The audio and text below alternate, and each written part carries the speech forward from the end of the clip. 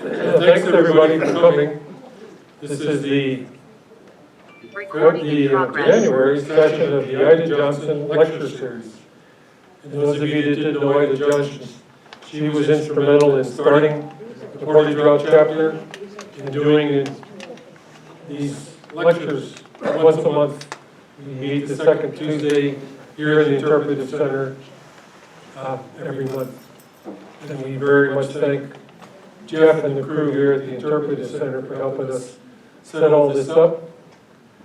The Portage Drought chapter is a chapter of the Lewis and Clark Heritage Foundation, and our cinematographer back there is Sarah Cawley. She's the executive director of that organization. If you're a member of the PRC and would also like to be a member of the Lewis and Clark Heritage Foundation, Sarah will be glad to give you an application form. But anyway, our speaker tonight is Ron Ukraintz. Ron has been a long-time resident here of Great Falls. He and I actually were referees in the Great Falls Youth Hockey Association quite a few years ago. Ron was active with the Montana Air National Guard up at the Hill. He now is a four-starving artist. Is that right, Echo? Pretty much. Anyway, he wants us to think that way. And Ron has been a member of the Lewis and Clark Honor Guard here in Great Falls since, I think, 1985? 95? 95. 95, excuse me. 1995. So it's been quite a while. And Ron has been Toussaint, Charbonneau, and Francois LaBiche for many, many years.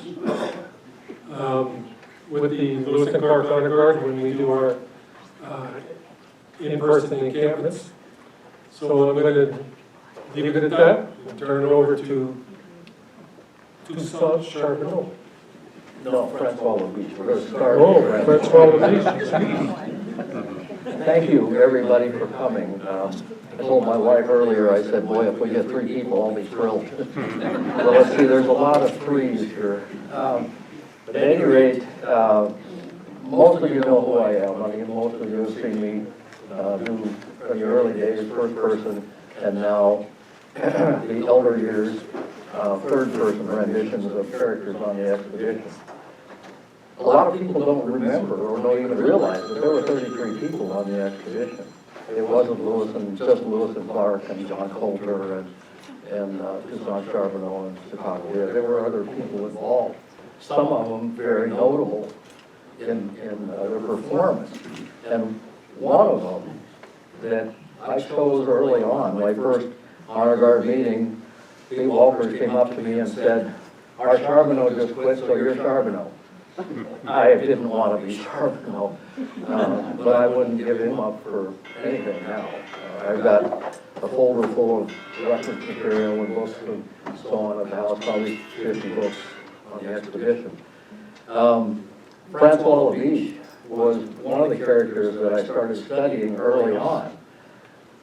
But because his name wasn't mentioned very often, a lot of people didn't realize just how important he was to the expedition.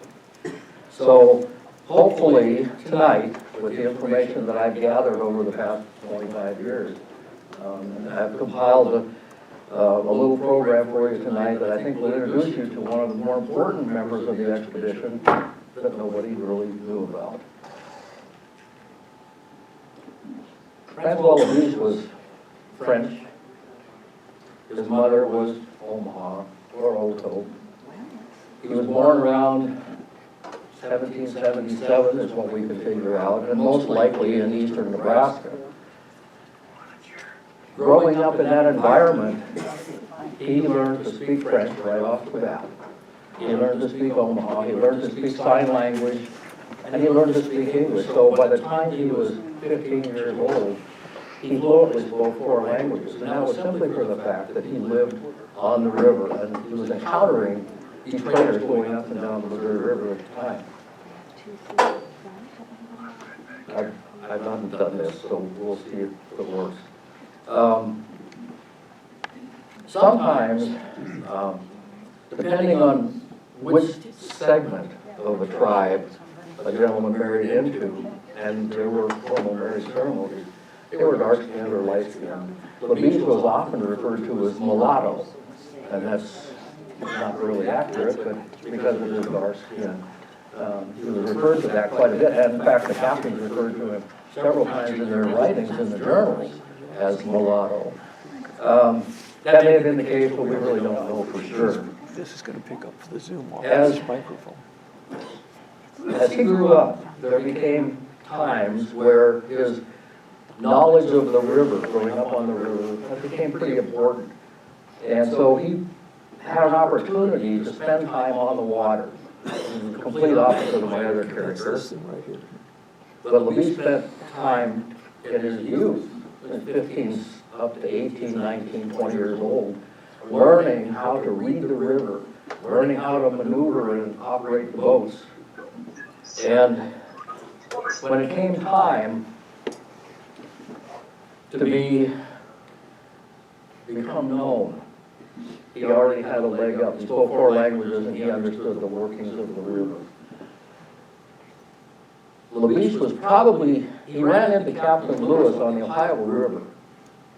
And there's more than just anecdotal information. There's actual proof that Lewis was asking these rivermen that were known at the time, regardless of their age, how well they could maneuver, how well they knew the river, how they could read, what position they were most comfortable at. So LaBiche was probably chosen by Lewis to be part of the permanent party before the permanent party was even established, because he accompanied Lewis down to St. Louis. And later, Lewis came to find out that he was an excellent tracker, and he was an excellent waterman.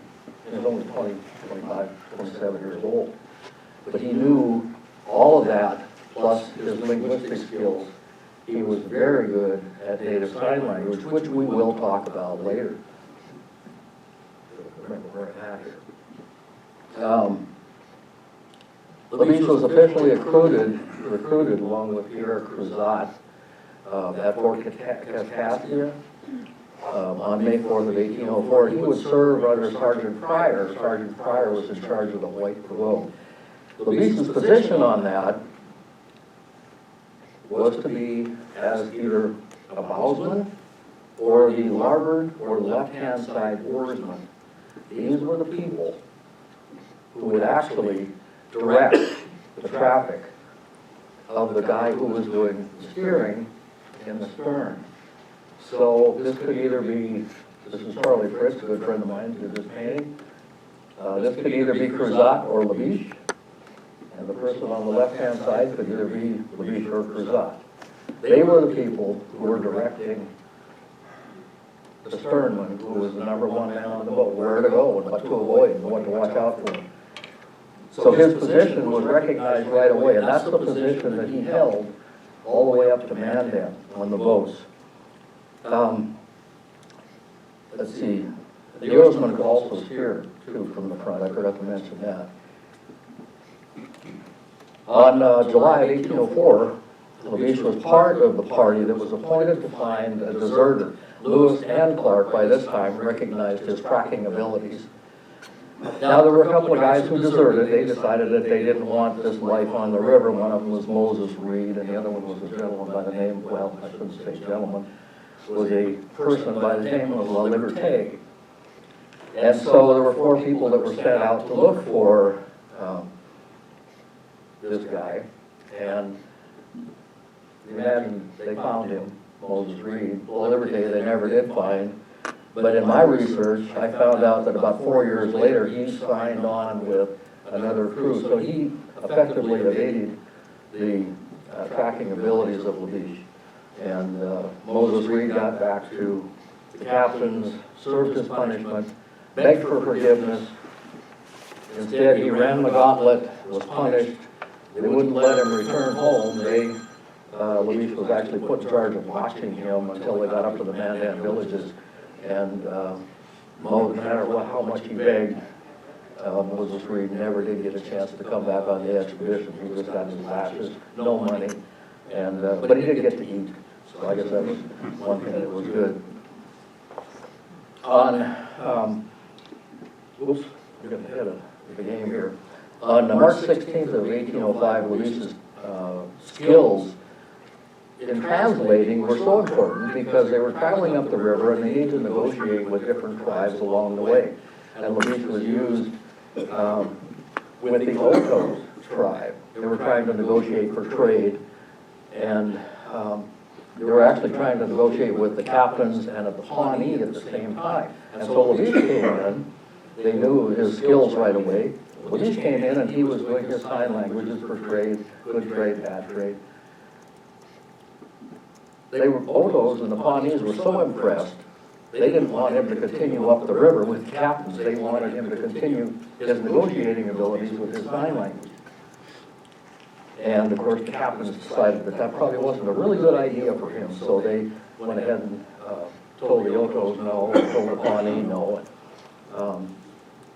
But that wasn't the only time his translating skills were demanded. During the winter at Fort Mandan, his skills as a translator came into play once again. And this was the funny one because they were negotiating with Charbonneau, the other character, and that negotiation continued on for several months, and Charbonneau kept saying, no, I don't want to go, I want to do this, and I want to do that, I want this, and I want that, and he'd throw up his arms and walk away, and eventually he'd come back, and so LaBiche was back in there translating again, trying to convince Charbonneau that he should come because he had a Shoshone wife. And that's the territory they knew they were going to be traveling in. Charbonneau thought he had a leg up. LaBiche convinced him that if he came along, it would be well worth his time to do that. So having a Shoshone wife was very critical to the captains at that time. They understood the danger, but just having a woman along would probably make the expedition look a little bit more friendly than a military excursion into native country. There is one episode that happened up around Fort Peck. Everybody is human, and LaBiche was out hunting a grizzly bear, and he wounded him, and then he couldn't find him. So he went back to camp realizing that in the heat of the moment he had left his coat somewhere up in that area, which is under Fort Peck now. So he went back to get his coat. The bear had returned back and just simply shoot his coat to smithereens. There's no chance of getting any archaeological evidence to that because it's now under Fort Peck Lake.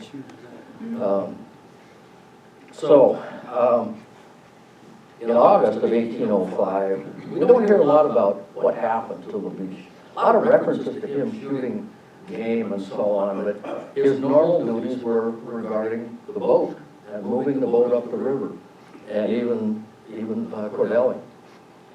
LaBiche's translation skills came in the most important role on the expedition. And upon meeting Kameawait, which was Sacagawea's brother or cousin, is very unclear, but it was a family member. The journals say it was a brother, and other recollections say that it was a cousin. It makes no difference because the conversation was needed. The expedition needed horses. And so the sequence, we've all seen it, it's downstairs, and I talked to Jeff the other day and he pointed out they're purposely out of order, so you have to figure out the right order. Well, I did that on the computer, Jeff, all for you. It's in the right order now. But it's been that way since the center opened, I just didn't pay attention.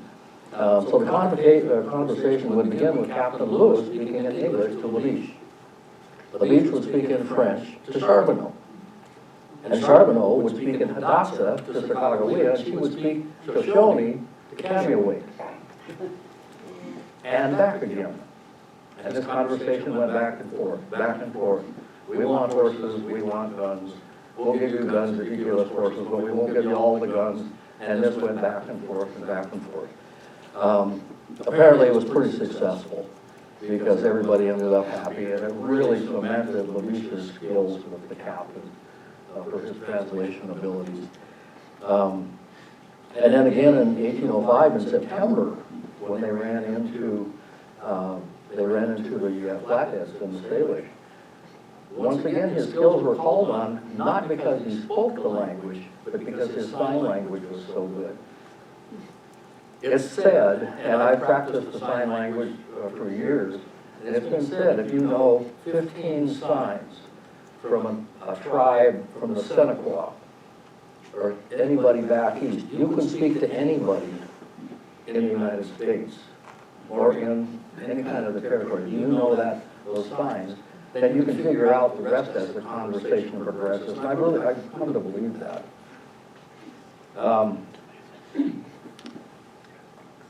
As the expedition continued, LaBiche's hunting skills became more obvious. They're off the water now, and they still have to feed 33 people a day.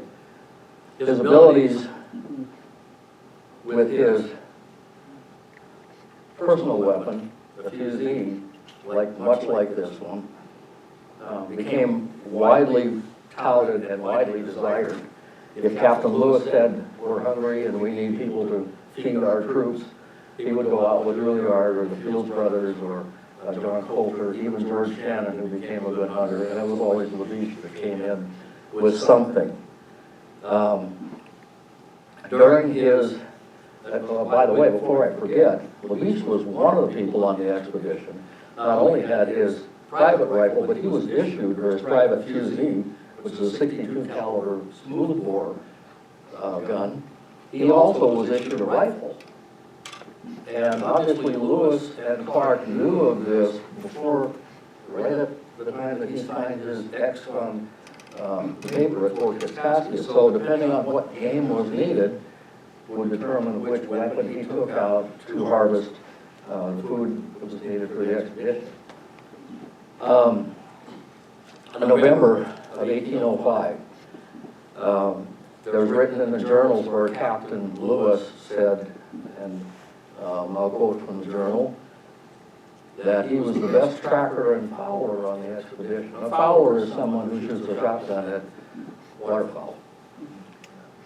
Clark sent him out one day while they were exploring Long Beach in Washington, and to see what he could come up with. And he managed to shoot 4 brant, which is like a small goose, and 48 plover in one day. So the man knew how to handle a weapon, and he also knew a little bit about translating. Of course, they went through the winter. LaBiche killed and harvested deer and elk as best he could. At Fort Clatsop, coming in from the coast, they had to come in an awful long ways to get elk, sometimes as far as 10 miles. And it wouldn't be uncommon for he and Rouillard and Coulter to go out and shoot 8 or 9 elk, but they'd have to get another party of people to go out and get them, so they would come back and get a party of people, and then they would go out and bring the animals back. So harvesting an elk in one day doesn't mean you get fed that day. You get fed 3 days later when everything gets hauled back to camp. That happened an awful lot. When I was looking at the journals early on, there were 116 references to LaBiche harvesting animals. That's a pretty good amount of reference to that. After the expedition, or on their way back from the expedition, they started tallying and keeping an accurate track of just exactly what animals were harvested. And there's a good tally of it right there. This is every reference right out of the journals. I went through and researched it. These are verified that were shot by LaBiche and not by somebody else accompanying him. 198 animals. That's a pretty good excursion for a year and 5-month journey, and a pretty good amount of animals. So you know that he knew both the front and the back end of a boat and the front and the back end of a gun. He was pretty good at both. As they were coming back down, LaBiche was assigned to the crew with Captain Clark to come down the Yellowstone. And there were a lot of things that happened down there. Of course, the buffalo trying to come across the river and knock over the boats and so on. One of my favorites was Captain Clark went out with LaBiche one day, and they were walking down the river down by Pompey's Pillar, and Clark sees this huge bighorn up on the hillside. He takes a couple of shots at it with his rifle, and he can't hit it, so he let LaBiche know that he needed to probably harvest that bighorn. And so LaBiche threw down in one shot and fell over. And the Captain Clark, Captain Clark was also a pretty experienced rifleman, but LaBiche was just that much better, just that 1 inch better, dropped the animal and fed the crew. Let's see here. After the expedition, I got a little dot here. I was hoping I could use a laser pointer. When I pointed the laser up there, the screen went black. So I'll see if I can find it up here on the big screen. After the expedition was over, up here is Fort Mandan, the captains both wanted and respected certain members of the expedition to bring Sheheki, Charbonneau family, and I believe it was Rene Jusome and his family, all back to Washington, D.C. And so from here, they traveled all the way over to Washington, D.C. under the leadership of LaBiche. And Sergeant Pryor was also involved in that. He was chosen for that because the captains had come to recognize his abilities. He was trustworthy, he was reliable, and he was honest. And that leads me to another. I had a little bit of an issue with all of that. For as highly regarded as he was, when the expedition was over, they only listed 4 guys that they thought were exceeded what their normal duties were. LaBiche was one of them, but he got the lowest pay, $144, 60 cents, and 2/3. I don't know what the 2/3 is, but that's what his pay was listed at. The captains decided and told him that they didn't feel that was enough money. And so they submitted to get some more money for him in addition to his land grant and his $144, 60 and 2/3 cents. And so they submitted a request to Henry Dearborn, and Dearborn says, oh, by all means. So they gave him an additional $36. And he also got paid for hauling Sheheki all the way from here. Keep in mind, this is 1,600 miles to St. Louis. This is about 1,900 miles to Washington, D.C. and back. And for that, he was also given $44. It was a different time. Sometime between 1807 and 1811, there's not much that was written about LaBiche. But he found himself down in St. Louis. He met a lady, and they got married. He had a 320-acre land grant. So apparently that's where he wanted to stay, was in this area down in here. And, wouldn't you know it, after being in the woods and being solo for such a long time, he had 7 children. And they lived on the land, of course, he farmed. And let's see here, he was about 27 years old by this time. And he was still a little bit missing the river, so he signed on with Pierre Choteau from the American Fur Company as a boatman, voyager, and winterer, which means that he was guaranteed to go out and go over the season, hauling furs, trapping, hunting, guiding, translating, using all the best of his skills. Over that winter, Pierre Choteau, of course, was expanding his empire and had a little bit of extra money laying around. And just over that winter, he made a little over $200 in the span of about 7 months. So the government didn't pay him nearly enough money in my book, but that's just me. There is very little that's mentioned other than Missouri state records. And we know that he had a wonderful family. Like some people, he went a little bit delinquent on his taxes and had to sell the farm. But he continued his translating and he continued his exploration with different companies up until his passing. And he died, as near as we can tell, by the Missouri state records at around age 60 in 1837. And what a story, and what a life he had, being in charge of so many things. He was just a wonderful, wonderful person, a man of his time. So everybody spoke very highly of him. Do we have any questions from anyone? Yeah, that clock's right on time. I had to pare it down because I got 2 people tonight I have to talk about. So, is there any questions? So the party that he took to DC, they went cross-country, they didn't go down? Yes, they went by horseback. They went down the river, actually went down the river a little bit down to about Fort Kaskaskia and picked up some horses and then rode up and then took the river back and then came upstream. They went down the Ohio and then came back up. But that was still, you know, a pretty good chunk of land to cover. So, yes, sir. Ron, did any of his kids stay in the trapping business? Question number one. Question number two, are there any relatives still in St. Louis? Yes, and I'm glad you asked that because according to everything that I've read and everything that I've found, Francois Malone LaBiche was his name. LaBiche may have been a nickname. And so there are a lot of Malones, and there's a few LaBiches scattered around Missouri and Nebraska, and some in Ohio.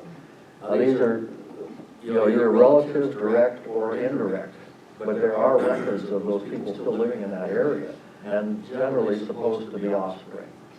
I didn't get any contact with any of them, but I just, you know, was looking at Missouri state records and Nebraska state records. So you can call those up on the internet. You can find everything on the internet. Yes, sir. Ron, was he part of the group that took, was it Big White that they took back to Yes. sea? It took Yes. 2 years to get Big White back and get him through the Sioux, and Yes. he was disgraced by the time he got back. So was he part of all that adventure? He was part of all of that adventure as well. Yeah. Monstrous stuff can't possibly be. Yeah, there was, yeah, that's another adventure, and I didn't, like I said, I'm limited on time here tonight, or we could talk a little bit more about that. But there's one thing that I know this is valuable information because not everybody knows of Reuben Fields, or John Fields, were the Francois LaBiches that accompanied the expedition. So hopefully, you can just remember that there were 33 other people that contributed, and these were the cream of the crop that the captains picked to go with them. They didn't really pick any slouches. And so LaBiche was a man above men at that point. And that's what we choose to think of when we think about LaBiche. Any other questions? Okay, we'll take a short break. I have to change hats.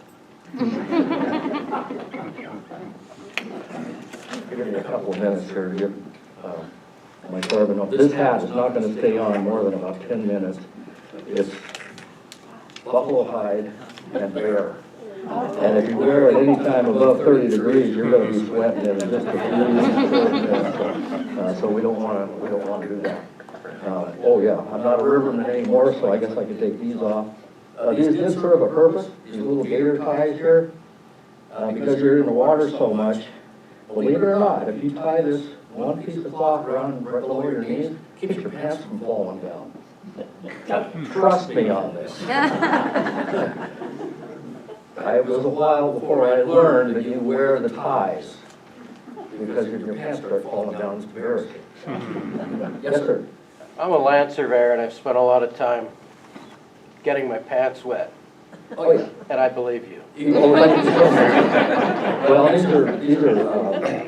these are brain tanned elk hide pants. And I did smoke these a couple of times, which makes them a little bit waterproof, but they're still going to get wet. And they're still going to fall down unless you got some way to keep them up. But, you know, I'm not as skinny as I once was, but I refuse to wear suspenders on my leathers. So, okay, give me a second or two here, and I'll get into everybody's favorite person. I heard giggles, I heard that. I'm going to change your mind tonight. How about that?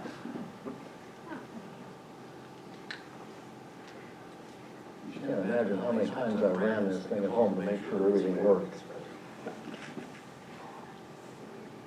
Okay.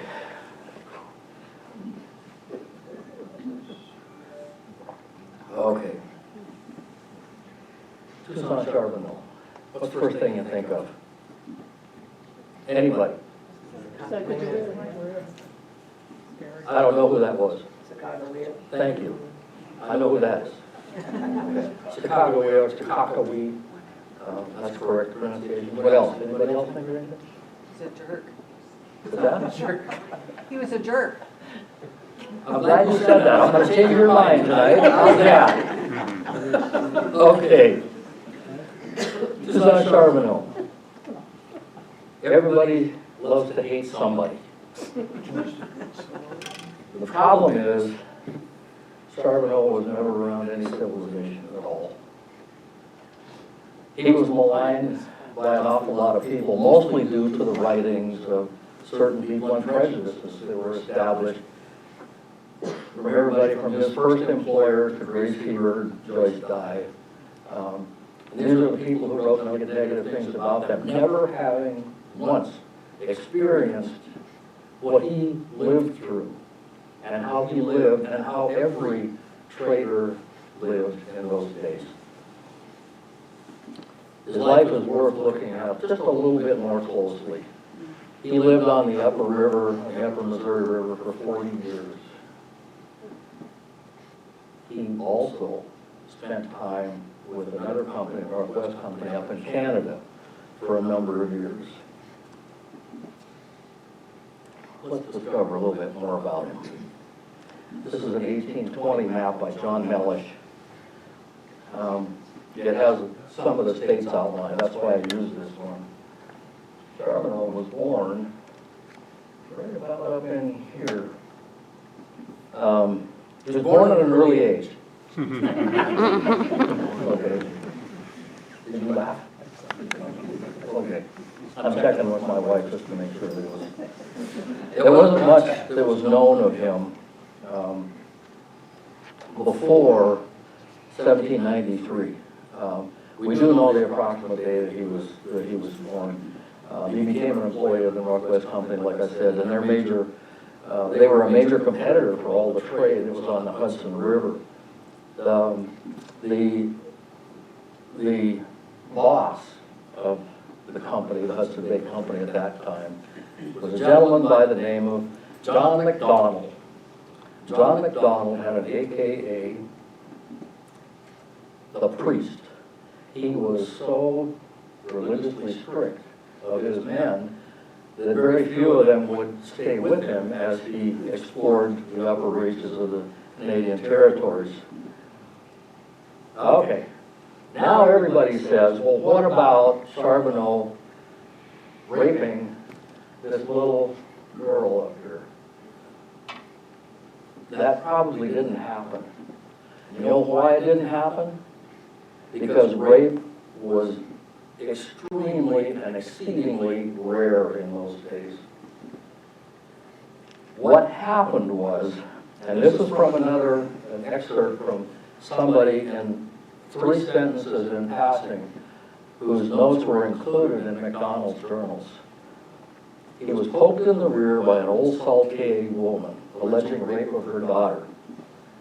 What probably happened, and this is paraphrasing because I don't read French very well, Charbonneau offered this girl trade goods, and the mother took offense at that because he didn't offer her anything. So Charbonneau goes in to the teepee, and something started to happen, and the woman comes in and pokes him in the behind. That's what I read in the 3 sentences I found that were accompanying McDonald's journals. So who do you believe? A priest who was slapping the wrist of everybody going up the river, or one of the guys who was on the river with him and saw it happen to 2 other people with no evidence? Yeah, I'm going to kind of defend Charbonneau on this one just a little bit. Let's see here. Okay, in 1796, Charbonneau quits the company and he travels down into what's now the United States. He leaves somewhere from this area and he comes down to a little place called Pembina, And he stays there for a few days, and he knows of the Mandan villages. And he also knows that there's other white men there, and that's where he decided that he wanted to go. So he ends up in the white men villages. Menard was the first person that he met down there. And Charbonneau eventually establishes his house, or his home, at Metaharda. And he was very much accepted down there because he learned from his father, who was an exceptional trader and interpreter. He learned from him how to trade. And that was the most important thing because not everybody had cash at that time. And that was, what could you get with cash? It was a lot better to trade a bucket of corn for a hide that you could make something out of and somebody else could eat. So he learned all of that, and he also learned, he had some great nicknames. He was chief of a little village.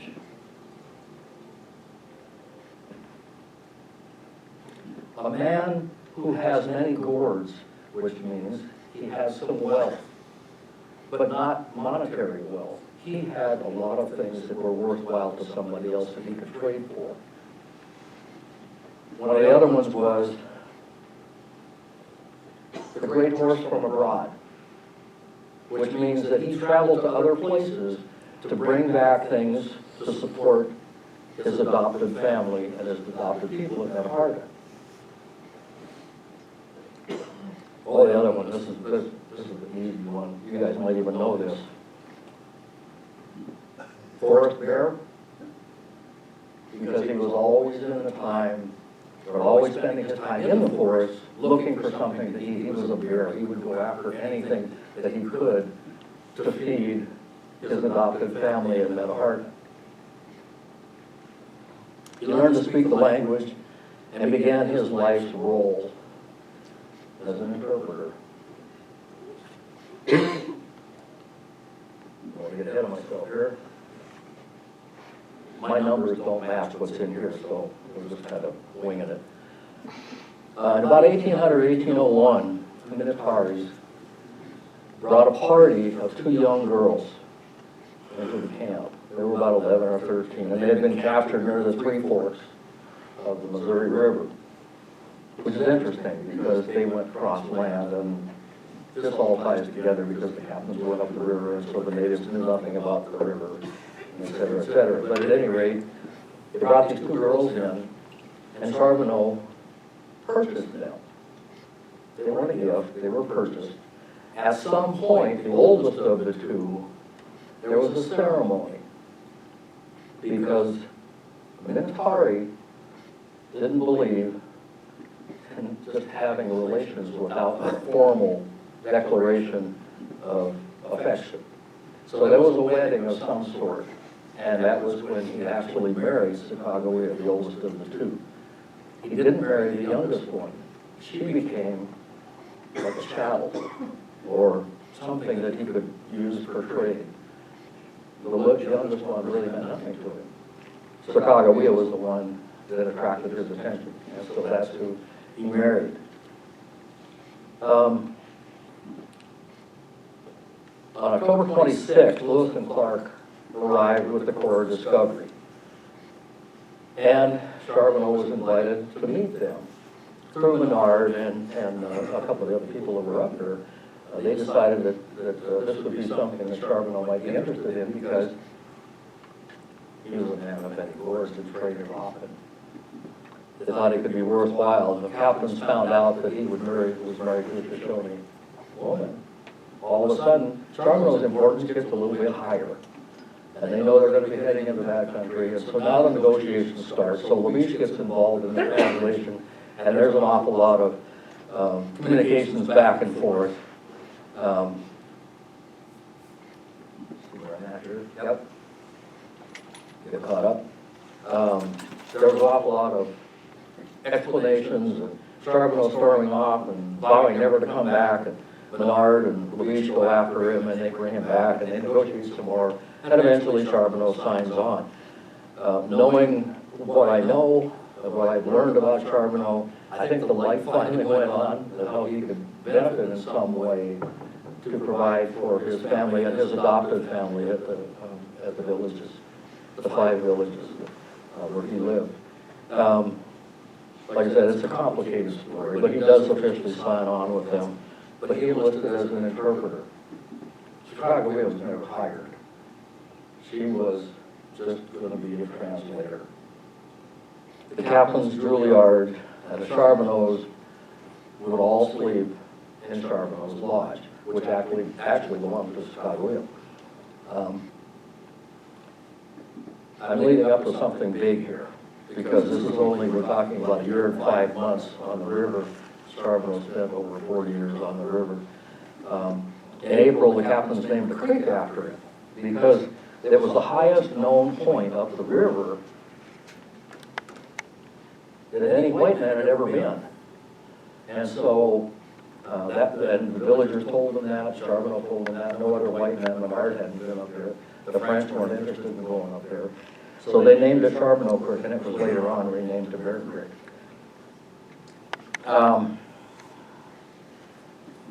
They get up into the Milk River country, and they start shooting the buffalo. And they're feeding men with regularity, and the men are burning off 3,000 to 4,000 calories a day, so food is required. That's when Charbonneau shines, when he makes what? Boudin Blanc. That's right. He makes Boudin Blanc, and all of a sudden, Lewis's opinion of Charbonneau changes, because Lewis wasn't a fan of Charbonneau because he had 2 wives, and he was papist, God forbid, which means he was a Catholic and he had 2 wives, and that somehow was sacrilegious to Lewis. But now, Charbonneau is in his best graces because he brings this delicious concoction of buffalo gut and hump and tongue and heart and liver and a few spices thrown in. Beth, don't pass out. I see her over there. She's going, oh, man.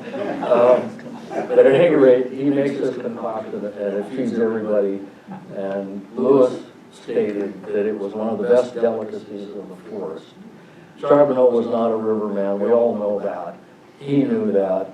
He also knew the limit of what his fusee could reach. He was not issued a rifle. He had his own elegant fusee, much like this one here that LaBiche carried. Killing grizzlies was not in Charbonneau's wheelhouse, so all the stories you hear of Charbonneau shooting at a grizzly and then running away like crazy are true. Juilliard had to rescue him one time. And of course, our Lewis and Clark Honor Guard reenacted that with great humor, many, many years. And I got good exercise running away from a guy dressed up in a grizzly bear suit while our hero, Juilliard, shoots the bear. I usually tried to run away and fire one shot in the air just to let people know who I was and what I was aiming at, which was nothing. As we get down closer to our area, Chicago gets sick on the river. And Charbonneau threatens to take her back home because she is that important to him. He doesn't want to see her die on this expedition. She's very important to the expedition, too. Lewis brews up a concoction from the Sulphur Springs not far from the Lower Portage camp, and it cured her almost immediately. So the portages were taking place back and forth, back and forth. Charbonneau's main duty at that time was to make sure that the men at the Lower Portage camp had plenty to eat when they got back from dragging the gear and the boats and so on across the portage. And he did that very well, and the captains did make mention of that. At least Clark did. Then on the 29th was the flash flood. We've all heard about the flash flood in that area. An elegant fusee was lost, a compass, Chicagoese, and pump clothing, a backboard.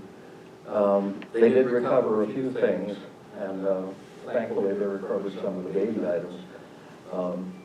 The elegant fusee that was lost of Clark's still remains down there, and some of our members have actually gone down and poked around in the rocks with metal detectors. It's down there somewhere, or somebody might find it.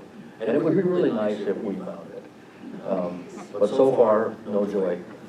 On July 15th, as they proceed up the river, they leave the Upper Portage camp, and they start heading a little bit farther up the Missouri River, and Lewis laments,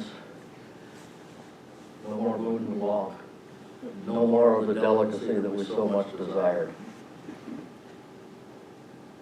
And then the famous incident of August 14th. Charbonneau slaps Sacagawea, and the captains are all bent out of shape about it. Let me tell you something about Minatari and Native culture in general. The man is in charge. The woman owns the lodge, but the man is in charge. And it is customary to once in a while remind a woman of her place. Back in those times, a woman always walked one step behind her husband. That was the time. That's not today. Back then, that was how it was done. The captains admonished him, and the incident never occurred again. That was blown way out of proportion in a lot of books. And those books were written by people who didn't understand the culture at the time. They didn't explore it. They don't know anything about the Native culture. Finally, after all this trekking, they run into Shoshone, they run into Comayaway. And then, as we saw in the LaBiche section, we see the translation sequence. Charbonneau trades a red cloak for a horse for Sacagawea. That puts her in a pretty good stature. Now they get all the way out to Camp Disappointment out on the coast. Charbonneau was again assigned the duties of interpreting. Other men were guarding the fort as it was being built and shepherding visitors in and out. And it was Charbonneau's job to be in the fort and translate. On the return journey, it brought them back to the Mandan villages in 1806. He traveled back down the Yellowstone with Clark and Pryor and Shields and many others, and Francois LaBiche, of course. And they made it all the way back to the Mandan villages in 1806. And we would think that would be the best of the journey. That was a year and 5 months out of Charbonneau's 40 years. He was discharged from his duties as a translator. But Clark writes a letter vowing and professing his friendship with Clark. Lewis makes no mention of how much Charbonneau had contributed. Clark writes a letter declaring his friendship and offers a military fort position for Charbonneau as an interpreter. He's going to set him up in a small trading business with furs and hides and foodstuffs. And in the meantime, Charbonneau was to keep the money that he earned, collect as many fine furs as he could, and Clark would help him get the best market for them. Clark obviously he adored Pomp, Jean-Baptiste, the baby, and he offered to take Pomp to St. Louis for education. Lewis, by the way, mentioned nothing about any of this. And thus began the second chapter of Toussaint Charbonneau. In 1807, Charbonneau and Sacagawea traveled with Pomp 1,600 miles down to St. Louis. I've got these trips matched up in colors, so we'll be able to follow the different colors as we go down. And in 1806, he's back down in St. Louis. And he visits, and he meets up with Captain Clark, and then they visit. And this is where they returned upriver when they left in 1807. They returned upriver with Sheheki and LaBiche and that whole crew going back up to the Mandan villages. So they all met up again, and I imagine there was, I can just imagine what the two Frenchmen, LaBiche and Charbonneau, had a lot to talk about at that point. In 1809, up to 1809, he was interpreting in the different villages for different Canadian fur traders and other traders who came into the area. That was in the villages of Nevaharta and the Mandan villages. I saw my laser pointer up here, but I don't want the screen to go black. And that's back up in this area up in here. Metaharta, there's 5 small villages down here. That's where Charbonneau makes his home, in the smallest of them. Big fish in a small pond comes to mind. In 1810, he's back down the river with Captain Clark, meeting up in St. Louis, and he's with, of all people, Nicholas Biddle. Now, some of you might remember Nicholas Biddle because he was writing and compiling the notes of the history of the expedition. Charbonneau was helping him. So obviously, he must have spoken pretty good English to translate the captain's writings and to help Biddle out. He was trying, by this time, Charbonneau was 52 years old, and he's trying to adapt in a white settlement, and it just isn't working. Charbonneau received a tract of land, 320 acres, in 1810, but he gave it back to Clark. That just wasn't where his heart was. In 1811, he travels back upriver with someone whose name I want you to remember, Henry Brackenridge and Manuel Lisa. I want you to remember those 2 names. We had on board a Frenchman named Charbonneau with his wife, an Indian of the Snake Nation, both of whom had accompanied Lewis and Clark to the Pacific and were of great service. This was the only wife that Charbonneau had at the time. He went 8 years. 8 years with one wife, and only one wife.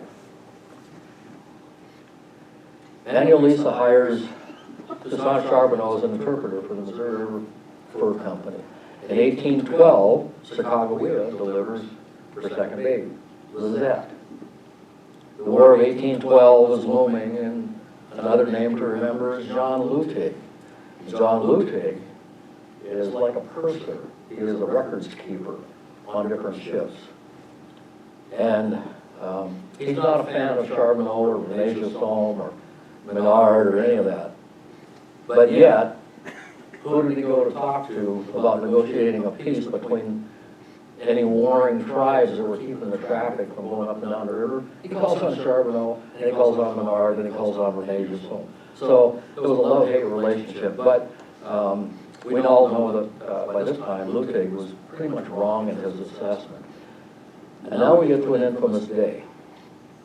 This is one that as they're going back up the river in 1812, December 20th, 1812, Sacagawea dies on the boat in 1812 of putrid fever, smallpox.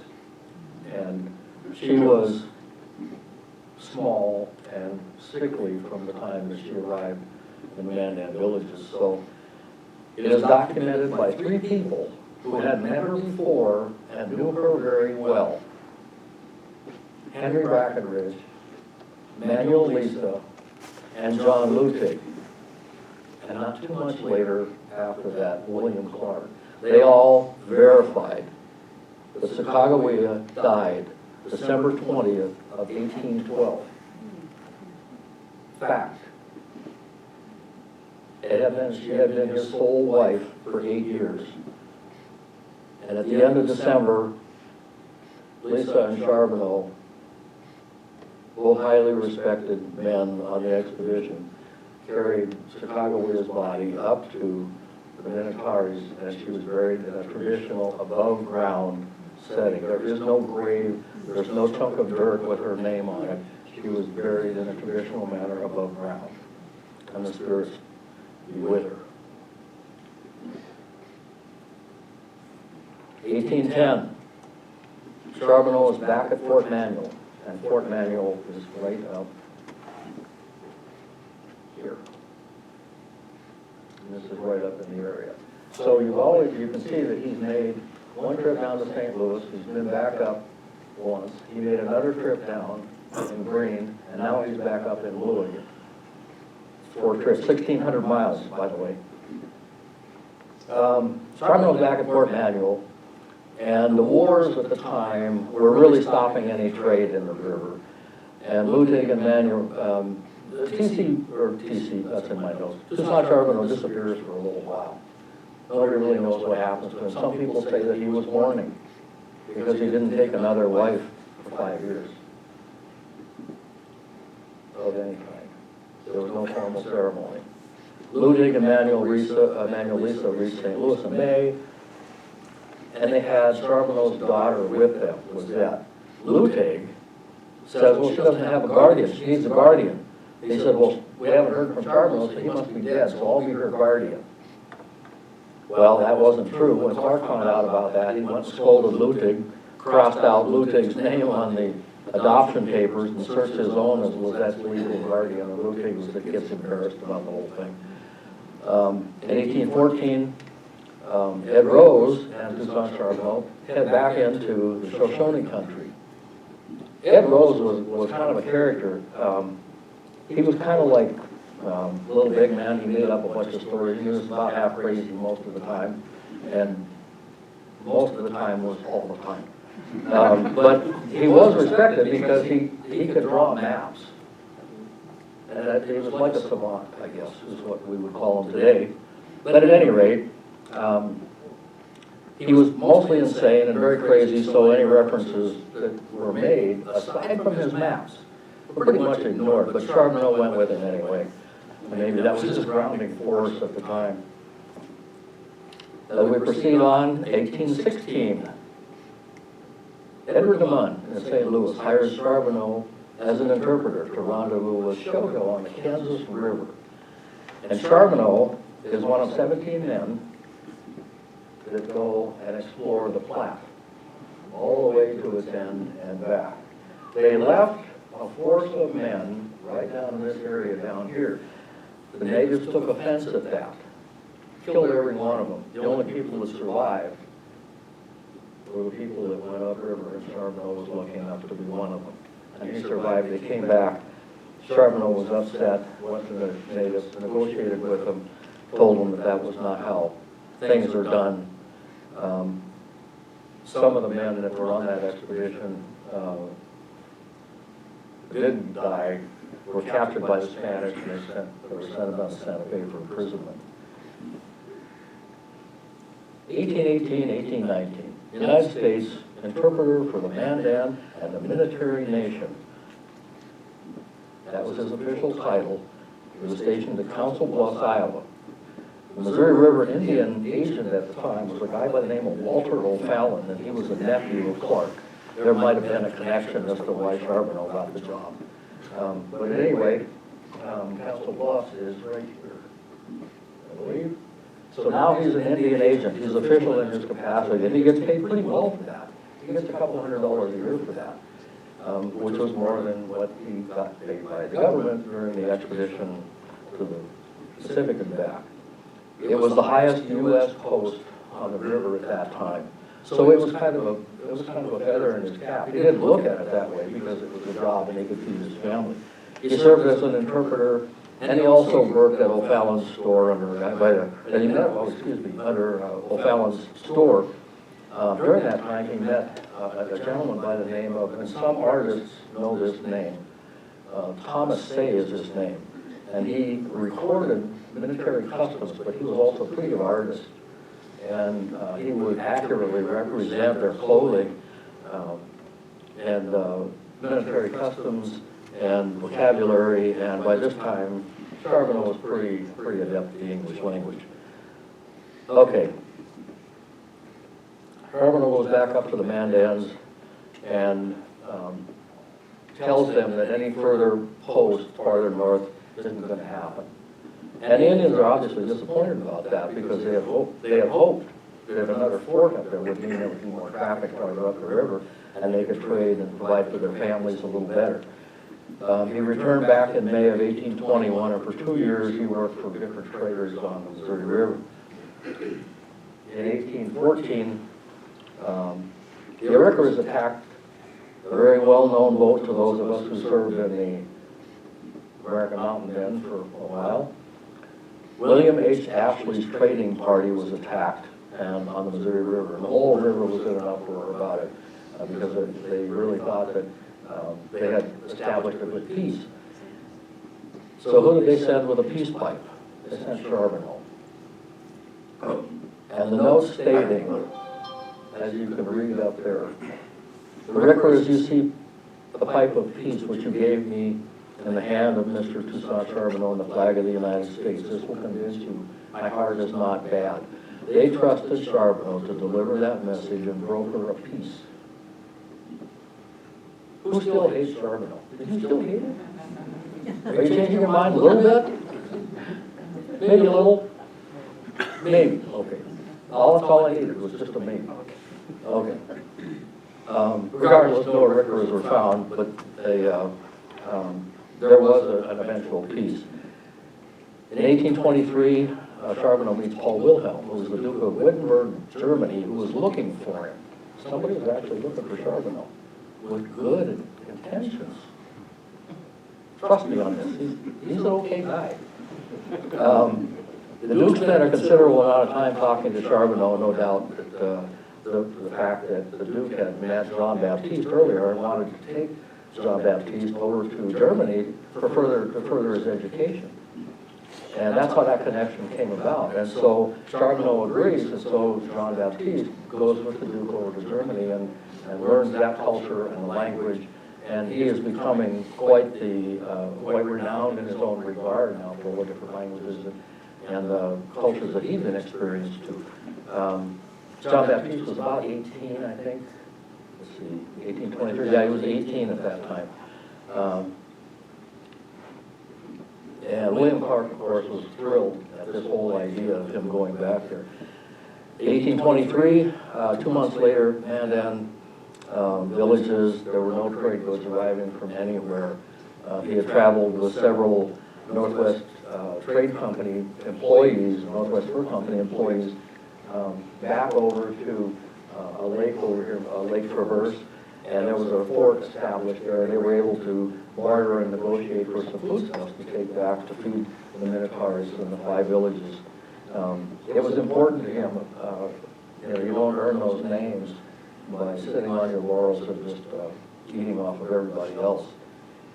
In 1805, he meets General Atkinson with 500 men on an expedition to make a treaty up the Yellowstone.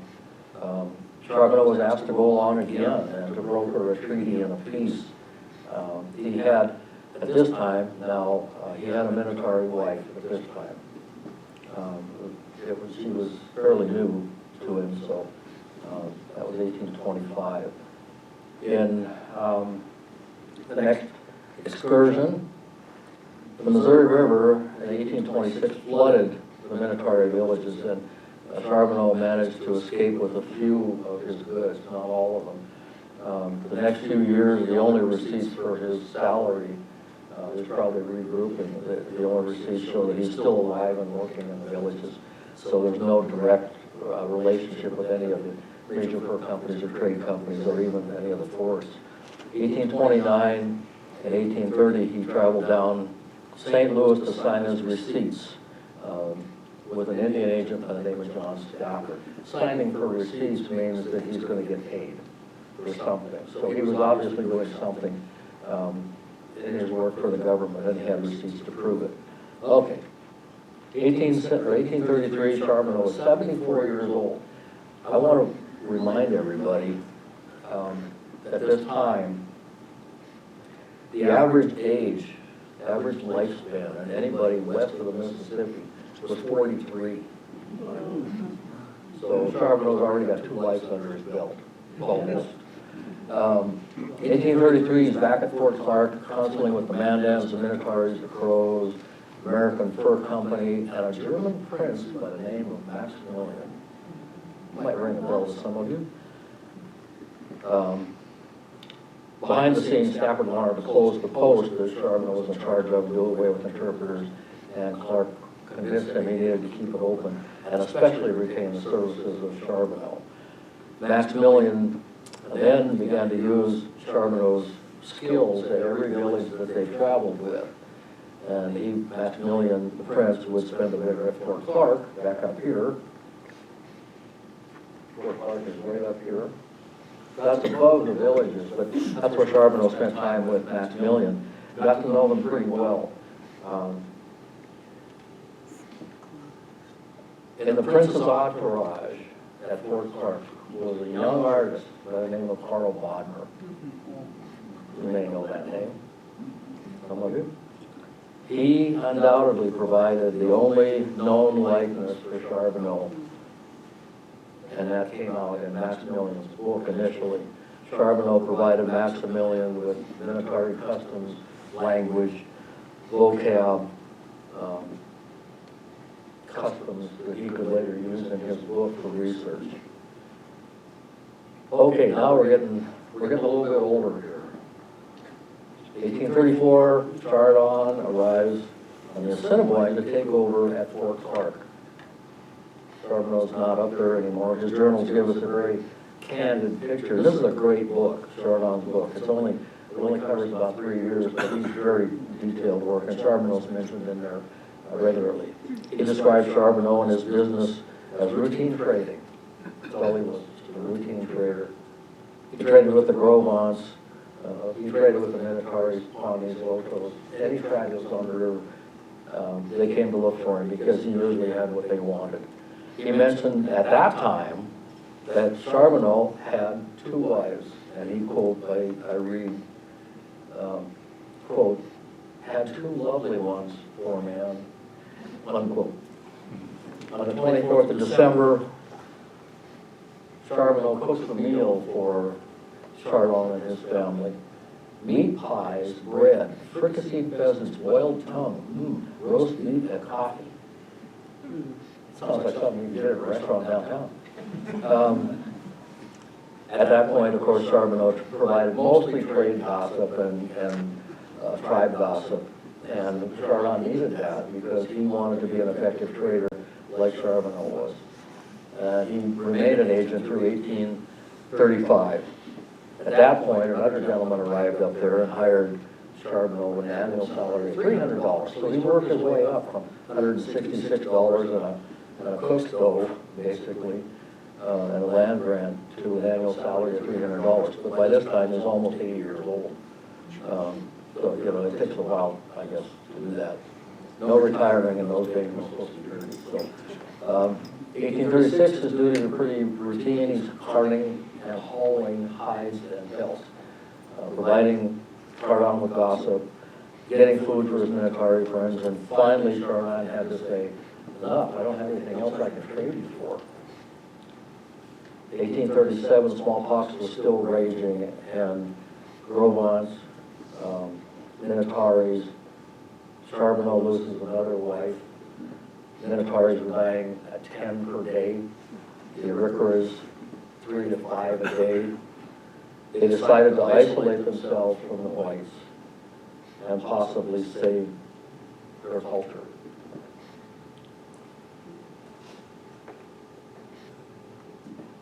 Okay, I skipped the mouse, sorry about that. In 1838, Charles Arpenteur identifies Charbonneau as, when he's traveling downriver, in a canoe now. So Charbonneau's a little bit more adept on the river than he was in the White Pirogue when he tipped it over and caused quite a stir going up the river with the expedition. Arpenteur was very surprised to see that Charbonneau was, number 1, still alive and above ground, and 2, in a canoe. Charbonneau said jokingly to Laporteur, he said, when I've been on this river so long, when I started, I could straddle it. So we know he had a little bit of a sense of humor. 1838 was a traumatic year, though, because one of his closest friends, William Clark, passed away. He had been his strongest ally for 35 years. And he was the one who actually established Charbonneau in the career that he has chosen. October, Charbonneau, a man of 80 now, takes a young wife. And a chivalry commenced, and old Charbonneau retired to his bed with, quote, unquote, the intentions of doing his best.